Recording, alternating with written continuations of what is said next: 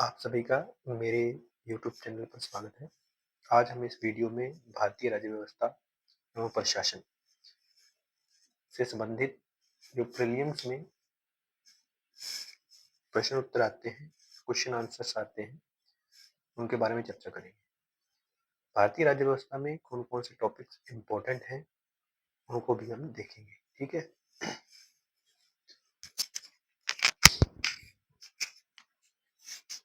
अगर हम संविधान की बात करें, तो इंडियन कॉन्स्टिट्यूशन से कितने क्वेश्चंस आते हैं, उनके बारे में चर्चा करने जा रहे हैं। ठीक है?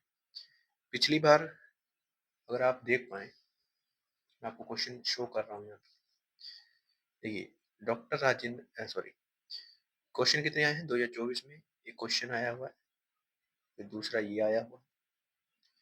2 क्वेश्चन ही जो है हमारे संवैधानिक प्रारूप और उसके ढांचे से, यानी इंडियन कॉन्स्टिट्यूशन से।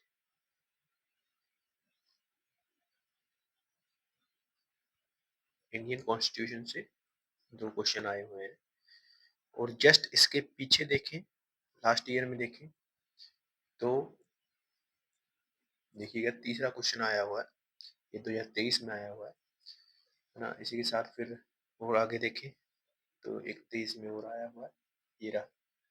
ठीक है? ये हमारा 4th क्वेश्चन है, 4th क्वेश्चन 23 में आया हुआ है। फिर देखो, संविधान से, संवैधानिक प्रारूप से 2024 में, 2024 में, 2023 में, इन 2 वर्ष में 2-2 क्वेश्चन आए हैं। इसके अलावा आप देखेंगे तो सीधा फिर 2021 में आया हुआ है। यहाँ देखिए, 2021 में 5वां क्वेश्चन 2021 में आया हुआ है। ठीक है? बीच में 2022 2022 और 2000 हाँ, 22 में नहीं आया। 22 में कोई भी प्रश्न इससे नहीं आया है। 21 से आया है, 23 से आया है और 24 से आया है। ठीक है? इसी प्रकार आगे देखो, आगे देखोगे, हुँ, देखिए 6th क्वेश्चन, ये भी 2021 में आया है। उसके आगे 7th क्वेश्चन भी 2021 में आया हुआ है।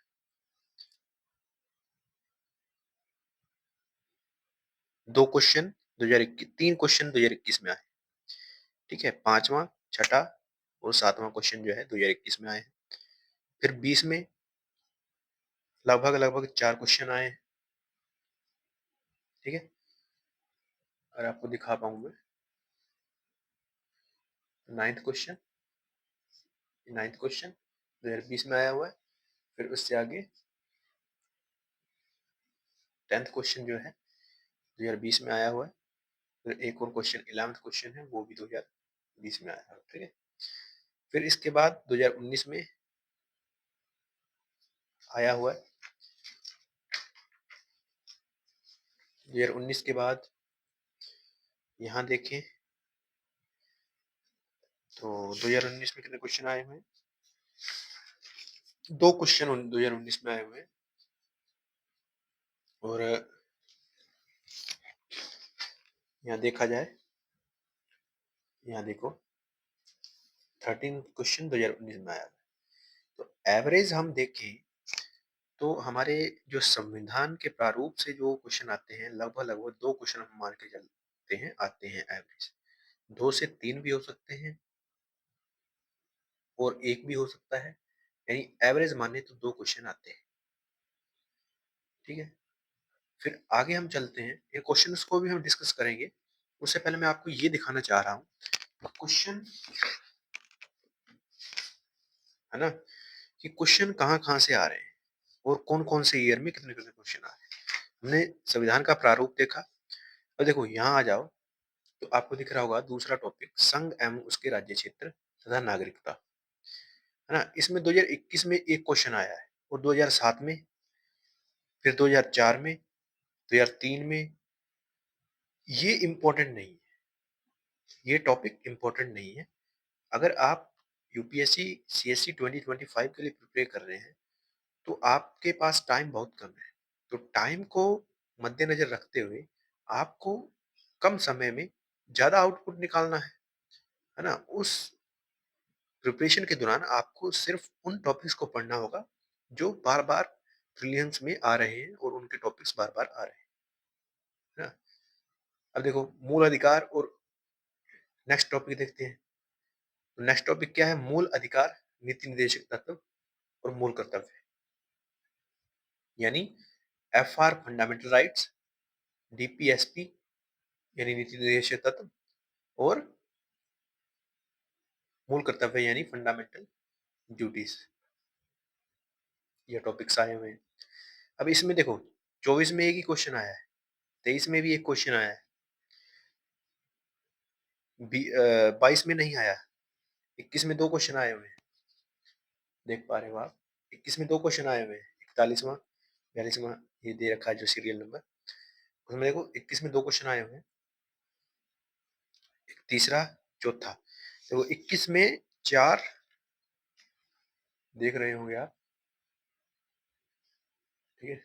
यहाँ तक 4 क्वेश्चन हो गए हैं, ठीक है? 4 क्वेश्चन हो गए हैं यहाँ तक फंडामेंटल राइट से। और ध्यान से देखो तो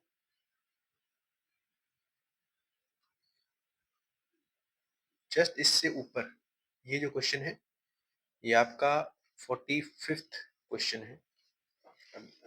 just give me a second, क्योंकि मैं आपको दिखा रहा हूँ यहाँ। देखो, ये देखो 45th क्वेश्चन है।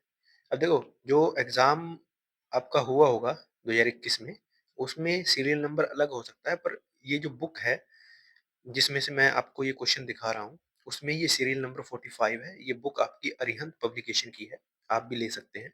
आपको बाद में रिव्यू दे दूंगा इसका।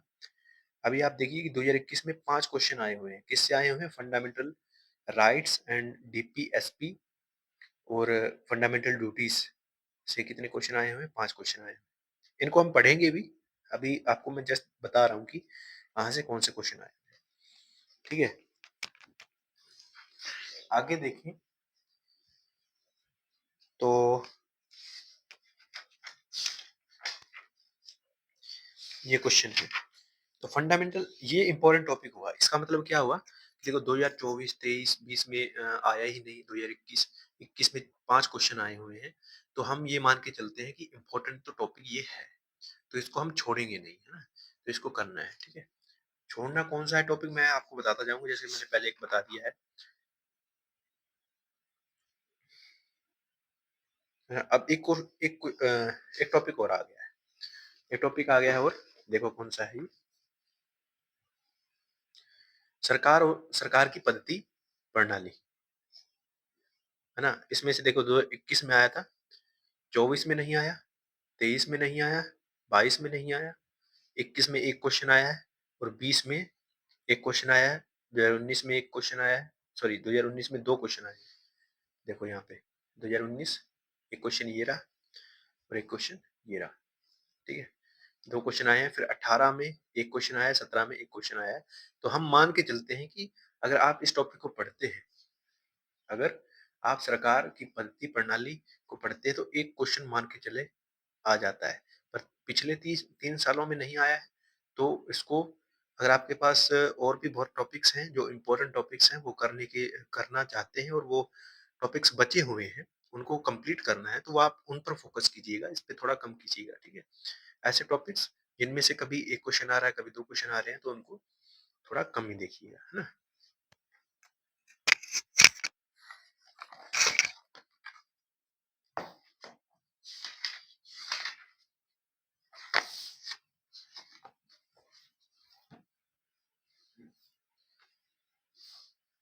अब देखिए आप, इसको देखें तो थोड़ा-सा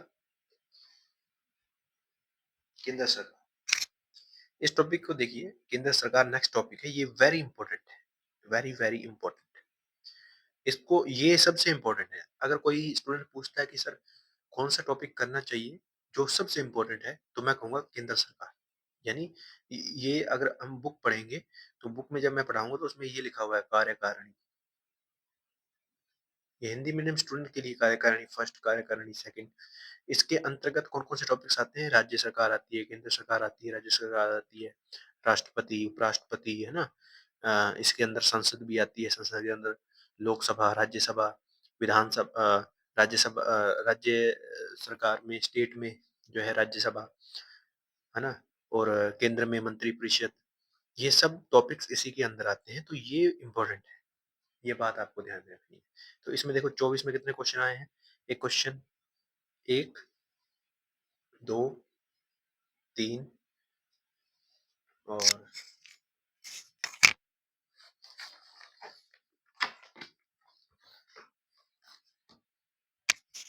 और ये देखिए 4 सॉरी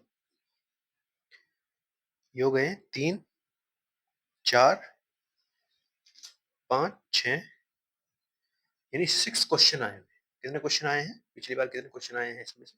अगर हम केंद्र सरकार की बात करें, सरकार की बात करें तो कितने क्वेश्चन आए हुए हैं? 6 क्वेश्चन आए हुए हैं। तो एवरेज हम मान के चलते हैं 5 क्वेश्चन तो आपको मिलेंगे ही मिलेंगे।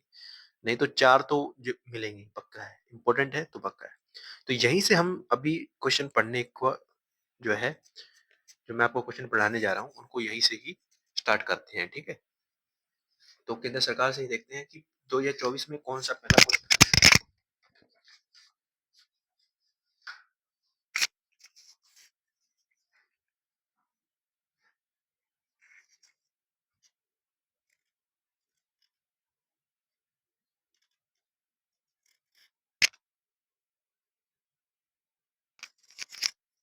जस्ट रुकिएगा, थोड़ा-सा डिसबैलेंस हो गया ये।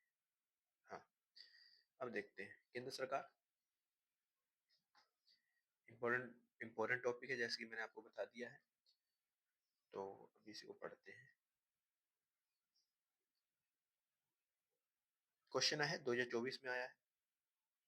क्या क्वेश्चन है? क्वेश्चन कहता है कि लोकसभा के अध्यक्ष के संदर्भ में निम्नलिखित कथनों पर विचार कीजिए।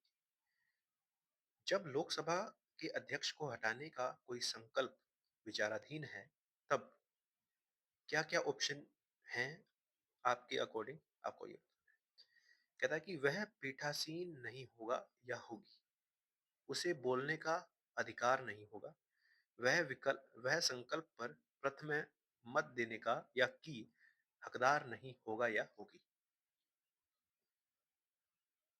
देखिए, ये सीधा ही आपकी संसद टॉपिक में से एक क्वेश्चन 2024 में आ चुका है। ठीक है?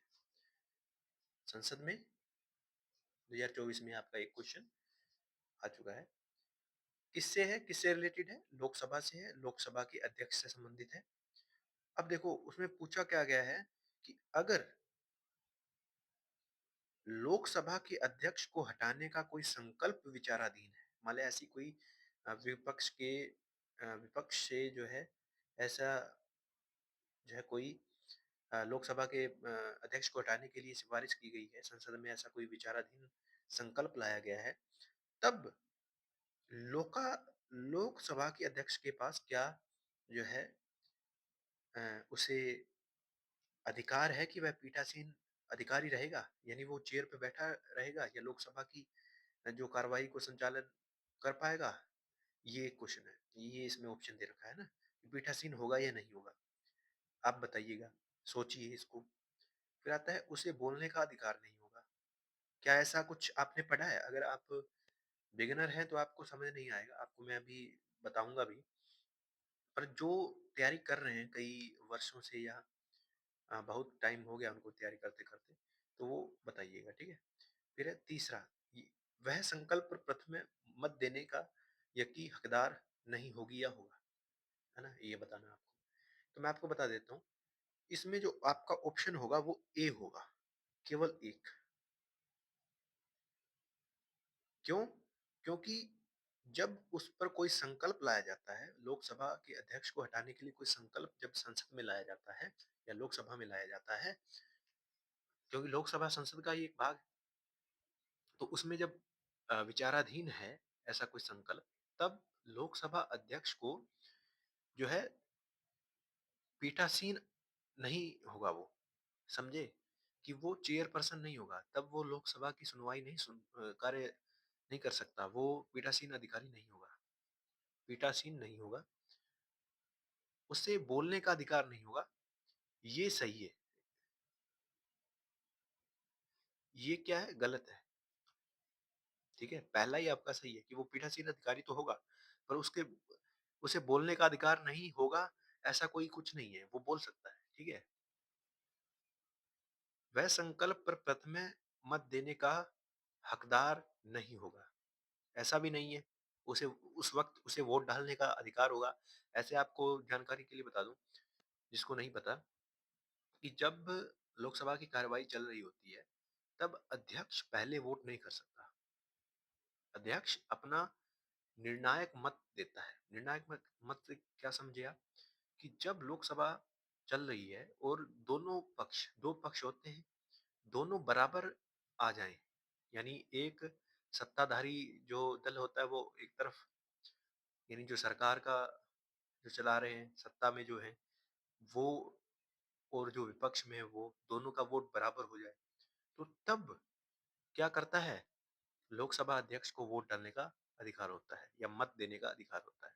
पर इस सिचुएशन में जब लोकसभा के अध्यक्ष को हटाने के संकल्प में कोई विचाराधीन संकल्प पेश किया गया है, तब उसे वोट, ठीक है? तब उसे वोट देने का अधिकार है। अब आप थोड़ा-सा मैं कन्फ्यूज़ कर गा मैंने थोड़ा-सा आपको कन्फ्यूज़ कर दिया होगा। फिर से समझिए कि लोकसभा अध्यक्ष को वोट डालने का अधिकार है, मत देने का अधिकार है। कब है? जब उसे हटाने का संकल्प दिया जा रहा हो, तब भी उसे मत देने का अधिकार है, और जब वो लोकसभा की कार्रवाई की सुनवाई कर रहा हो, तब भी लोकसभा का अध्यक्ष को जो है मत देने का अधिकार है। पर जब वो कार्रवाई की सुनवाई कर रहा होता है, तब मत देता है। उस सिचुएशन में तब मत देता है जब दोनों पक्ष की बराबरी हो जाए, दोनों के वोट बराबर आ जाएँ। तब उसे अपने निर्णय के अनुसार, यानी उसे निर्णायक मत कहते हैं, उसके अनुसार मत देना होता है। और इस सिचुएशन में क्या है? अन्यथा देखो, एक बात और समझो, अगर वैसी कोई स्थिति नहीं है, तब वो वोट नहीं डालेगा, ठीक है? दूसरी ओर हम देखें, जब उस पर ही उसे ही हटाने का कोई ऐसा संकल्प विचाराधीन है लोकसभा में, तब उसे पहले वोट डालने का अधिकार है, यानी पहले मत देने का वो हकदार होगा। यहाँ पर क्या है कि नहीं होगा लिखा हुआ है। अगर यहाँ होता कि होगा, तो हमारे ऑप्शन 2 हो जाते, समझे? ये ऑप्शन सी हो जाता। कैसे? पहला तो सही है, दूसरा भी सही, तीसरा भी सही हो जाता, ठीक है? और उसे बोलने का भी अधिकार है, यहाँ पर नहीं है। अगर यहाँ पर लिखा होता कि हाँ, अधिकार होगा, नहीं की बजाय सीधा होगा लिखा होता, नहीं न लिखा होता, तो तीनों ऑप्शन आ जाते। तो आप समझ गए होंगे, है ना? ये टॉपिक है, जब हम टॉपिक पढ़ेंगे, यही देखो, यही चीज़ है, जब हम क्वेश्चन को पढ़ते हैं तो यही सीखने को मिलता है। अब देखो, दूसरा क्वेश्चन पढ़ते हैं। अब हमें देखो इतना बड़ा टॉपिक कवर करने को मिल गया। इत एक इस एक क्वेश्चन को समझाने के पीछे पूरा का पूरा लोकसभा, मैंने आपको लोकसभा के अध्यक्ष के बारे में बता दिया है ना? मोटी-मोटी जो बात होती है, जो मेन बात होती है, वो मैंने आपको बता दी, है ना? अब देखो, अब दूसरा क्वेश्चन हम जब 15वां क्वेश्चन देखो, भारतीय संसद के संदर्भ में निम्नलिखित कथनों पर विचार कीजिए। अब विचार करने हैं हमें। ठीक है? पहला क्या है कि लोकसभा में लंबित कोई विधेयक उसके विघटन हो जाने पर व्यपगत हो जाता है ना? यानी व्यपगत मतलब समाप्त हो जाता है, कि लोकसभा में लंबित कोई विधेयक उसके विघटन हो जाने पर लंबित हो जाता है, या नष्ट हो जाता है, व्यपगत हो जाता है, ठीक है? या खारिज हो जाता है।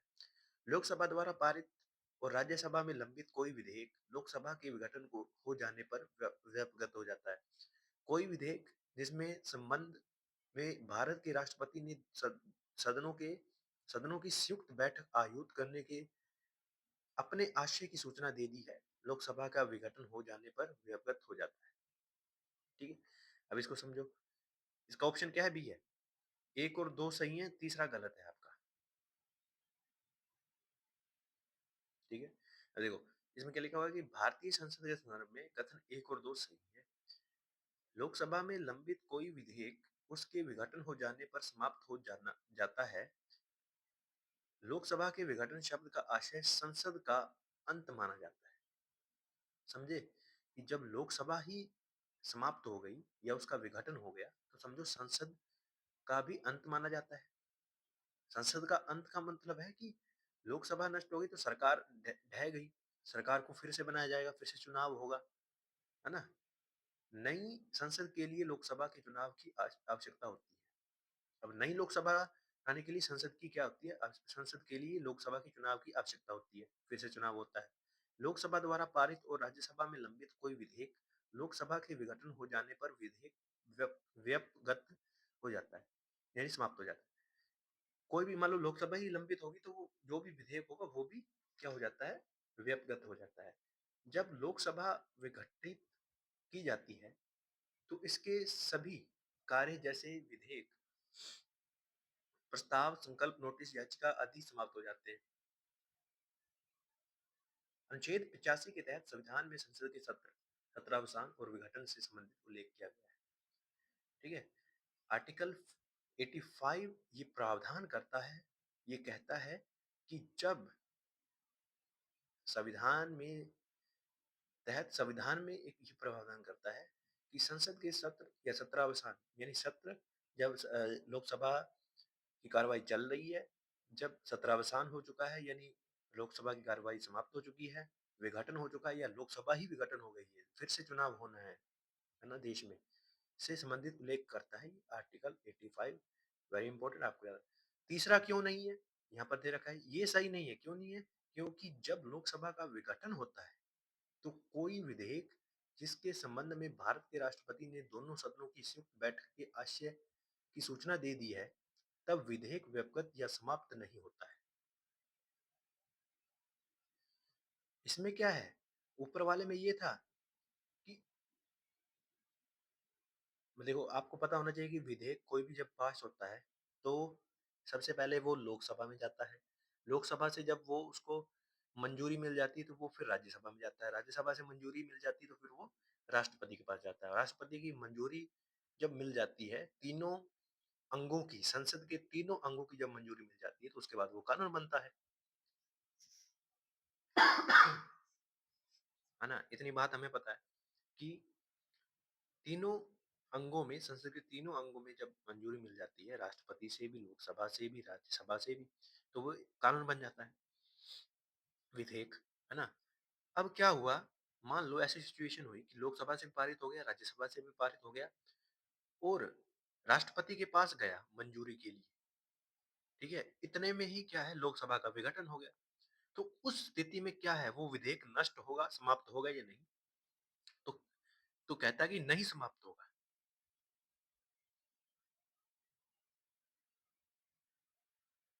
ठीक है?